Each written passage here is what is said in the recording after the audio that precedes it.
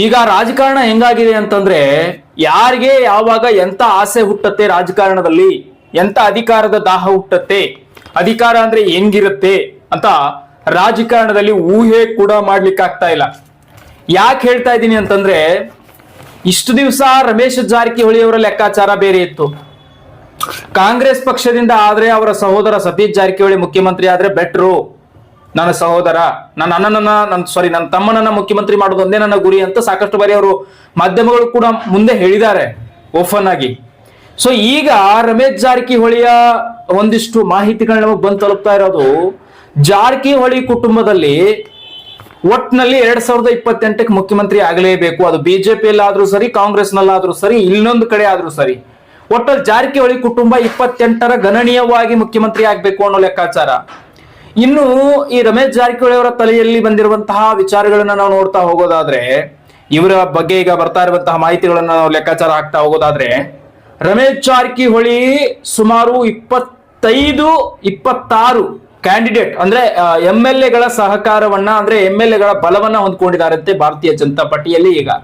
So ನಿಮ್ಗೆ ಗೊತ್ತಿರಬೇಕು, ಅವರು 17ರಿಂದ 18 ಶಾಸಕರನ್ನ ಕರ್ಕೊಂಡು ಬಂದು, ಕಾಂಗ್ರೆಸ್ನಿಂದ ಕರ್ಕೊಂಡು ಬಂದು ಇಲ್ಲಿ ಬಿಜೆಪಿಯಲ್ಲಿ ಸರ್ಕಾರ ಸೃಷ್ಟಿ ಮಾಡಿದ್ರು. ಅವಾಗ ಯಡಿಯೂರಪ್ಪನವರು ಒಂದು ರೀತಿಯಾದಂತಹ ಖುಷಿಯನ್ನ ಪಟ್ಟು ಅವರಿಗೆ ಒಳ್ಳೆಯ ಅವಕಾಶವನ್ನ ಕೊಟ್ಟಿದ್ರು. ರಮೇಶ್ ಜಾರಕಿಹೊಳಿ ಅವರಿಗೆ ಬೆನ್ನು ತಟ್ಟಿದ್ರು.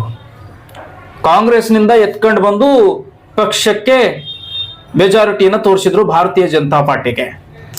ಸೊ ಈಗ ಅದೇ ಭಾರತೀಯ ಜನತಾ ಪಾರ್ಟಿಯಲ್ಲಿ 25ರಿಂದ 26 ಶಾಸಕರ ಬಲವನ್ನು ಹೊಂದ್ಕೊಂಡಿರುವಂತಹ ರಮೇಶ್ ಜಾರಕಿಹೊಳಿ ತಲೆಯಲ್ಲಿ ಬಂದಿರುವಂತದ್ದು ಏನು, ಈಗ ಅವರು ಹೈಕಮಾಂಡ್ ನಲ್ಲಿ ಮಾತನಾಡ್ತಾ ಇರುವಂತಹ ಒಂದಿಷ್ಟು ಮಾತುಗಳು ಇಲ್ಲಿ ಲಭ್ಯವಾಗಿದೆ.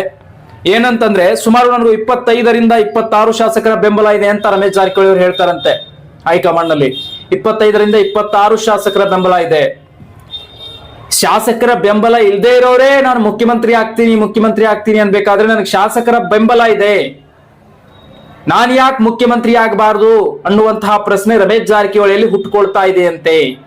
ಅದೇ ನೋಡಿ, ನಾನು ಹೇಳಿದ್ನಲ್ಲ ಮುಂಚೆನೆ ನಿಮಗೆ, ಅಂದ್ರೆ ಯಾವಾಗ ಯಾವ ವ್ಯಕ್ತಿಯ ಮೈಂಡ್ ನಲ್ಲಿ, ರಾಜಕಾರಣಿಯಲ್ಲಿ ಎಂತ ಆಸೆ ಉಟ್ಕೊಂಡ್ಬಿಡತ್ತೆ ಹೇಳಕ್ಕಾಗಲ್ಲ. ಕೆಲವರಿಗೆ ಸಚಿವ ಸ್ಥಾನ ಬೇಕಾಗುತ್ತೆ, ಇನ್ ಕೆಲವರಿಗೆ ಮುಖ್ಯಮಂತ್ರಿ ಸ್ಥಾನ ಬೇಕಾಗುತ್ತೆ, ಇನ್ ಕೆಲವರಿಗೆ KPCC, ಇನ್ ಕೆಲವರಿಗೆ ಆ ಅಧ್ಯಕ್ಷ, ಇನ್ ಕೆಲವರಿಗೆ ಶಿಕ್ಷಣ ಸಚಿವ ಅನ್ನುವಂತ ಸಾಕಷ್ಟು ಎಷ್ಟು ಅಧಿಕಾರಗಳಿದೆ, ಸಚಿವ ಸ್ಥಾನಗಳಿದೆ. ಕೆಲವರಿಗೆ ಇಂತಹ ಒಂದು ವ್ಯವಸ್ಥೆಗಳಲ್ಲಿ ಬದುಕಬೇಕು, ಆ ಅಧಿಕಾರವನ್ನು ತಗೊಳ್ಬೇಕು ಅನ್ನುವಂತ ಆಸೆ ಬಹಳಷ್ಟಿರುತ್ತೆ. ಈಗ ನೋಡಿ, ರಮೇಶ್ ಜಾರಕಿಹೊಳಿ ಕೂಡ ಇಂತಹ ಒಂದು ನಿರ್ದಿಷ್ಟತೆಗೆ ಬಂದಿದ್ದು, ನಾನು ಕೂಡ ಮುಖ್ಯಮಂತ್ರಿ ಆಗ್ಬೇಕು, ನನಗೆ ಶಾಸಕರ ಬೆಂಬಲ ಇದೆ ಅನ್ನುವಂಥದ್ದು ಬಂದಿತ್ತು. ಇದು ಅಧಿಕಾರದ ಒಂದು ವ್ಯವಸ್ಥೆ ಗೊತ್ತಾಗ್ತಾ ಇದೆ. ಇನ್ನು ರಮೇಶ್ ಜಾರಕಿಹೊಳಿ ಕುಟುಂಬದ ಲೆಕ್ಕಾಚಾರ ಏನು ಅಂತ ನಾವು ನೋಡೋದಾದ್ರೆ, ಜಾರಕಿಹೊಳಿ ಕುಟುಂಬದ ಲೆಕ್ಕಾಚಾರ ಇಷ್ಟೇ: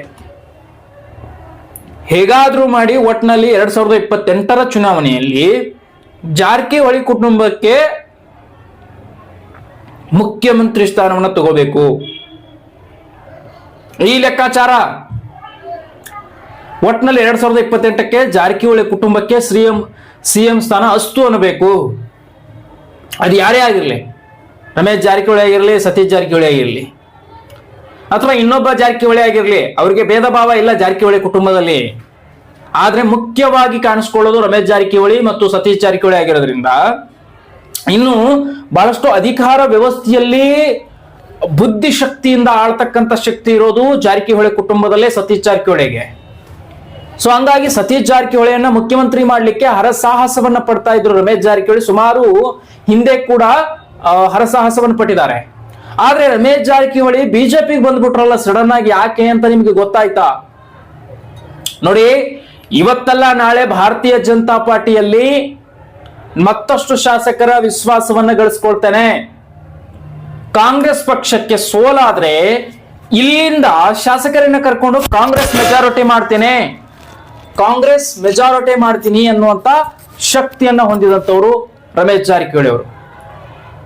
ಹಾಗಾಗಿ ರಮೇಶ್ ಜಾರಕಿಹೊಳಿಯ ಲೆಕ್ಕಾಚಾರ ಏನು ಅಂದ್ರೆ, ಸತೀಶ್ ಜಾರಕಿಹೊಳಿಗೆ ಮುಖ್ಯಮಂತ್ರಿ ಕೊಡೋದಾದ್ರೆ ನಾನು ಈ ಕಡೆಯಿಂದ ಕ್ಯಾಂಡಿಡೇಟ್ಸ್ ಗಳನ್ನ ಕರ್ಕೊಂಡು ಬಂದು ಮೆಜಾರಿಟಿ ಮಾಡ್ತೀನಿ, ಇಲ್ಲ ಅಂದ್ರೆ ಇಲ್ಲ ಅನ್ನೋ ಲೆಕ್ಕಾಚಾರ. ಆದ್ರೆ ಈಗ ಮತ್ತೊಂದು ಪ್ಲಾನಿಂಗ್ ಅನ್ನು ಮಾಡ್ಕೊಂಡಿರುವಂತಹ ಜಾರಕಿಹೊಳಿ ಕುಟುಂಬ, ಒಂದು ವೇಳೆ ಕಾಂಗ್ರೆಸ್ ಪಕ್ಷದಲ್ಲಿ ಈ ಕಡೆ DK ಮತ್ತು ಸತೀಶ್ಗೆ ಫೈಟ್ ನಡೆದ್ರೆ ಈ ಕಡೆ BSY ವಿಜಯೇಂದ್ರ ಮತ್ತು ರಮೇಶ್ ಜಾರಕಿಹೊಳಿಗೂ ಕೂಡ ಬಿಗ್ ಫೈಟ್ ಹತ್ತತ್ತೆ. ಇವರಿಬ್ಬರಿಗೂ ಕೂಡ ಫೈಟ್ ಬೀಳುವಂತ ಸಾಧ್ಯತೆ ಇದೆ. ಯಾಕಂದ್ರೆ 28 ಶಾಸಕರ ಬೆಂಬಲವನ್ನ ಹೊಂದ್ಕೊಂಡಿದ್ದಾರೆ ರಮೇಶ್ ಜಾರಕಿಹೊಳಿ. 25, 26 ಹೇಳ್ತಾ ಇದ್ರೆ 28 ಶಾಸಕರ ಬೆಂಬಲ ಇದೆ ಇವರಿಗೆ. ಇಲ್ಲಿ ನಾವು ನೋಡ್ತಾ ಇದ್ರೆ ಸಾಕಷ್ಟು. ಇನ್ನು ಹೈಕಮಾಂಡ್ ನಲ್ಲೂ ಕೂಡ ಚರ್ಚೆ ಆಗ್ತಾ ಇದೆ. ರಮೇಶ್ ಜಾರಕಿಹೊಳಿ ಅವರ ಬೆಂಬಲ ಸಾಕಷ್ಟಿದೆ, ಪಕ್ಷಕ್ಕೆ ಅವರ ದೊಡ್ಡ ಒಂದು ಕೊಡುಗೆ ಇದ್ದಂಗಿದೆ ಅಂತ. ಯಾಕಂದ್ರೆ 28 ಶಾಸಕರ ಬೆಂಬಲ ಅಂದ್ರೆ ಅಷ್ಟು ಈಸಿ ಇಲ್ಲ. ಮೆಜಾರಿಟಿನೇ ಅನ್ಮೆಜಾರಿಟಿ ಮಾಡಬಹುದು, ಇಲ್ಲ ಮೆಜಾರಿಟಿ ಇಲ್ಲದೆ ಇರೋ ಪಕ್ಷನೇ ಮೆಜಾರಿಟಿ ಮಾಡಬಹುದು. ಅಷ್ಟು ಕೆಪಾಸಿಟಿಯನ್ನ ಹೊಂದ್ಕೊಂಡಿದೆ ರಮೇಶ್ ಜಾರಕಿಹೊಳಿ ಅವರ ಪ್ರಬಲ ಶಕ್ತಿ ಮತ್ತು ಬಲಾಬಲ.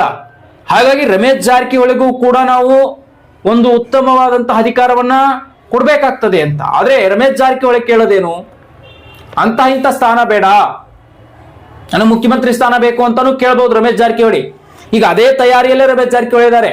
ಇದು ಯಾರು ಪ್ಲಾನಿಂಗ್ ಆಗಿರಬಹುದು ಅಂದ್ರೆ ಜಾರಕಿಹೊಳಿ ಕುಟುಂಬದಲ್ಲಿ ಚರ್ಚೆ ಮಾಡಬೇಕಾದ್ರೆ ನಡೆದಂತಹ ಒಂದಿಷ್ಟು ವಿಶೇಷತೆ ಇರಬೇಕಿದು. ಯಾಕಂತಂದ್ರೆ ನಮಗ್ ಬಂದಿರುವಂತಹ ಈ ಮಾಹಿತಿಯಲ್ಲಿ ನಾವು ನೋಡ್ತಾ ಇದ್ರೆ ರಮೇಶ್ ಜಾರಕಿಹೊಳಿ CM ಆಗಬಹುದು ಅನ್ನುವಂತಹ ಚರ್ಚೆಗಳು ಕಾರಣಗಳಾಗ್ತಾ ಇದೆ. ಇನ್ನು ಗೋಕಾಕ್ನಲ್ಲಿ ಇದರದೇ ಆದಂತಹ ಒಂದು ಸಿದ್ಧತೆಗಳು ಕೂಡ ನಡೀತಾ ಇದೆ ಅನ್ನೋದು ಗೊತ್ತಾಗ್ತಾ ಇದೆ. ಅಭಿಮಾನಿಗಳು ರಮೇಶ್ ಜಾರಕಿಹೊಳಿ ಅವರ ಬೆಂಬಲಿಗರಿಂದ ಇದೊಂದು ವ್ಯವಸ್ಥೆ ನಡೀತಾ ಇದೆ ಅನ್ನೋದು ಕೂಡ ಗೊತ್ತಾಗ್ತಾ ಇದೆ. ಯಾಕಂದ್ರೆ ಸಿಕ್ಕಾಪಟ್ಟೆ ಶಾಸಕರ ಬೆಂಬಲವನ್ನ ಹೊಂದಿದ್ರು ಕೂಡ ಮುಖ್ಯಮಂತ್ರಿ ಆಗಲ್ಲ, ಮುಖ್ಯಮಂತ್ರಿ ಮಾಡ್ಲಿಕ್ಕೆ ಯಾಕೆ ಆಗ್ಬಾರ್ದು, ನೀವು ಮುಖ್ಯಮಂತ್ರಿ ಆಗ್ಬಾರ್ದು ಅನ್ನುವಂತ ಪ್ರಶ್ನೆಗಳು ಕೂಡ ಸಾಕಷ್ಟು ಹುಟ್ಕೊಳ್ತಾ ಇದೆ ಅಂತೆ.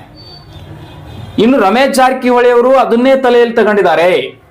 ಹೌದಲ್ಲ, ನಾನು ಕೂಡ 28 ಶಾಸಕರ ಬೆಂಬಲವನ್ನು ಹೊಂದಿದಂತ ನಾಯಕ, ನಾನ್ಯಾಕೆ CM ಆಗಬಾರ್ದು ಅನ್ನುವ ಭಾವನೆಯನ್ನ ಹುಟ್ಟಿಸ್ತಾ ಇದ್ದಾರೆ ರಮೇಶ್ ಜಾರಕಿಹೊಳಿಯಲ್ಲಿ. ಹಾಗಾಗಿ ಹೈಕಮಾಂಡ್ ನಲ್ಲಿ ರಮೇಶ್ ಜಾರಕಿಹೊಳಿ ಮಾತನಾಡಿರುವಂತಹ ಮಾತುಗಳಿವು ಅನ್ನೋದು ಕೂಡ ಬಹಳ ಸ್ಪಷ್ಟವಾಗಿ ಗೊತ್ತಾಗ್ತಾ ಇದೆ. ಇನ್ನು ಈ ಕಡೆ ಬಂದ್ರೆ ಸತೀಶ್ ಜಾರಕಿಹೊಳಿ ಈ ಕಡೆ ಅವ್ರದೇ ಆದಂತ ಕಾಂಗ್ರೆಸ್ನ ಒಂದು ಫೈಟಿಂಗ್ ಇದೆ. ನಾನು ಮುಖ್ಯಮಂತ್ರಿ ಆಗ್ಬೇಕು ಅಂತ.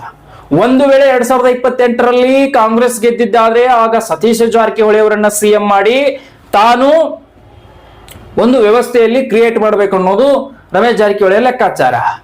ಒಂದು ವೇಳೆ ಕಾಂಗ್ರೆಸ್ ಮೆಜಾರಿಟಿ ಆಗ್ಲಿಲ್ಲ, ಒಂದಿಷ್ಟು ಸೀಟ್ಗಳು ಕಡಿಮೆ ಬಿದ್ದು, 20-30 ಸೀಟ್ಗಳು ಕ್ಯಾಂಡಿಡೇಟ್ಸ್ಗಳು ಕಡಿಮೆ ಬಿತ್ತು ಅಂದ್ರೆ ಅಲ್ಲಿ ಈ ಬಿಜೆಪಿಯಿಂದ ಕ್ಯಾಂಡಿಡೇಟ್ಸ್ ನ ತಗೊಂಡೋಗಿ ಕಾಂಗ್ರೆಸ್ ನ ಮೆಜಾರಿಟಿ ಮಾಡಿ ಅಲ್ಲಿ ಸತೀಶ್ ಜಾರಕಿಹೊಳಿಯನ್ನ ಕೊಣಿಸುವ ಕೆಪಾಸಿಟಿ ರಮೇಶ್ ಜಾರಕಿಹೊಳಿಗಿದೆ. ಆ ಲೆಕ್ಕಾಚಾರದಿಂದಲೇ ಅವರು ಎಷ್ಟೋ ವರ್ಷಗಳ ಹಿಂದೆ ಬಂದ್ರಲ್ಲ, ಈಗ 17 ಶಾಸಕರನ್ನು ತಗೊಂಡು ಅದೇ ಲೆಕ್ಕಾಚಾರದಲ್ಲೇ ಬಂದಿದ್ದು.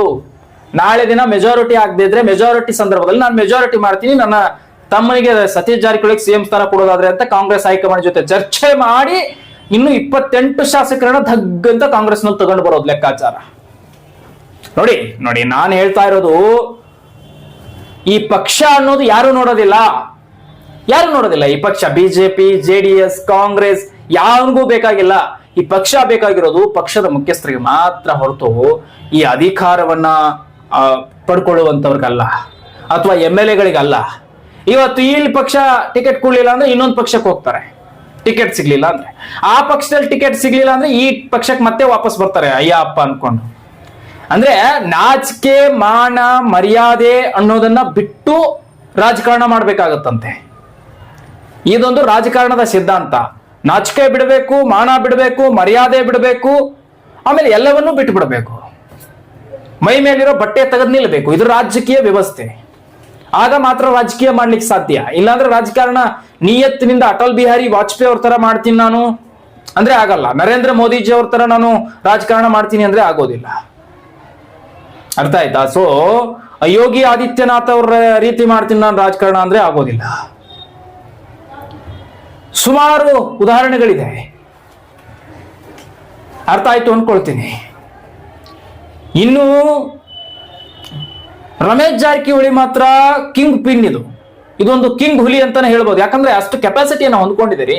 ಇದಕ್ಕೆ ಕೆಪಾಸಿಟಿ ಇದೆ. ಇದು 10 ಅಂಬಾರಿಗಳನ್ನ ಹೊತ್ಕೊಂಡು ಓಡುವಂತ ಆಣೆ ರಮೇಶ್ ಜಾರಕಿಹೊಳಿ. ಅಂದ್ರೆ ಅಷ್ಟು ಕ್ಯಾಂಡಿಡೇಟ್ಸ್ ಗಳನ್ನ ತಗೊಂಡು ಹೋಗುವಂತ ಆಣೆ. ಇದು ತಾನೇ ಒಂದೇ ಓಡ್ ಹೋಗೋ ನರಿ ಅಲ್ಲ ರಮೇಶ್ ಜಾರಕಿಹೊಳಿ. ಈ ಪಕ್ಷಕ್ಕೆ ಟಿಕೆಟ್ ಸಿಗ್ಲಿಲ್ಲ, ಆ ಪಕ್ಷಕ್ಕೆ ಹೋಗೋಣ ಅಂತ ಓಡೋಗಕ್ ನರಿ ಅಲ್ಲ ರಮೇಶ್ ಜಾರಕಿಹೊಳಿ. ಇದೊಂದು ಆಣೆ. ಈ ಆಣೆ 10 ಅಂಬಾರಿಗಳನ್ನ ಹೊತ್ಕೊಂಡು ಹೋಗುತ್ತೆ. ಹಾಗಾಗಿ ಇದಕ್ಕೆ ಪ್ರಬಲ ಶಕ್ತಿ ಇದೆ, ಬಲಾಬಲ ಇದೆ. ಹಂಗಾಗಿ ನಾನ್ ಯಾಕೆ ಮುಖ್ಯಮಂತ್ರಿ ಆಗ್ಬಾರ್ದು ಅನ್ನುವಂತಹ ಪ್ರಶ್ನೆ ಮತ್ತು ಗೋಕಾಕ್ನ ಜನತೆಯಲ್ಲೂ ಕೂಡ ಇದು ಬಂದು ಒದಗಿರೋದ್ರಿಂದ ಬಿಜೆಪಿ ಹೈಕಮಾಂಡ್ ನಲ್ಲಿ ಮತ್ತು ರಮೇಶ್ ಜಾರಕಿಹೊಳಿ ಅವರ ಬೆಂಬಲಿಗರಲ್ಲಿ ಕೇಳ್ಬರ್ತಾ ಇರುವಂತಹ ಧ್ವನಿ ಆಗ್ತಾ ಇದೆ ಇದು. ರಮೇಶ್ ಜಾರಕಿಹೊಳಿ ಮುಂದಿನ ಮುಖ್ಯಮಂತ್ರಿ ಆಗಬೇಕು, ನಾನು ಯಾಕೆ ಆಗಬಾರದು ಅನ್ನುವಂಥದ್ದು ಕೂಡ ರಮೇಶ್ ಜಾರಕಿಹೊಳಿ ಕೂಡ 100% ಈಗ ಬಂದಿದೆ. ಈಗ ಏನಾದ್ರೂ ಮಾಸ್ ಮೀಡಿಯಾದ್ರು ನೀವು ಮುಖ್ಯಮಂತ್ರಿ ಆಗ್ಬೇಕು ಅನ್ನೋ ಆಸೆ ಇದೆಯಾ ಅಂತ ಕೇಳಿದ್ರೆ ಕರೆಕ್ಟ್ ಆದಂತ ಉತ್ತರ ಕೊಡ್ತಾರೆ ರಮೇಶ್ ಜಾರಕಿಹೊಳಿ. ಯಾಕೆ ಆಗಬಾರದು ಅಂತ ಕೇಳಬಹುದು, ಇದೆ ಅಂತಾನು ಹೇಳಬಹುದು. ವ್ಯವಸ್ಥೆ ಹೆಂಗ್ ಹೋಗುತ್ತೋ ಅದ್ರ ಮೇಲೆ ಹೋಗುತ್ತೆ.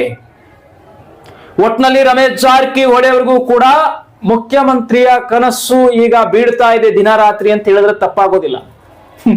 ಸೊ ರಾಜಕೀಯ ವ್ಯವಸ್ಥೆಗಳ ಬಗ್ಗೆ ಮತ್ತಷ್ಟು ಮಾಹಿತಿಗಳನ್ನ ನಿಮ್ಮ ಮುಂದೆ ತರ್ತಾ ಇರ್ತೀನಿ. ಚಾನಲ್ ಸಬ್ಸ್ಕ್ರೈಬ್ ಮಾಡಿ, ಆದಷ್ಟು ಶೇರ್ ಮಾಡಿ. ಮತ್ತೊಂದು ಮುಂದಿನ ವಿಡಿಯೋದಲ್ಲಿ ನಿಮ್ಮನ್ನ ಭೇಟಿ ಮಾಡ್ತೀನಿ.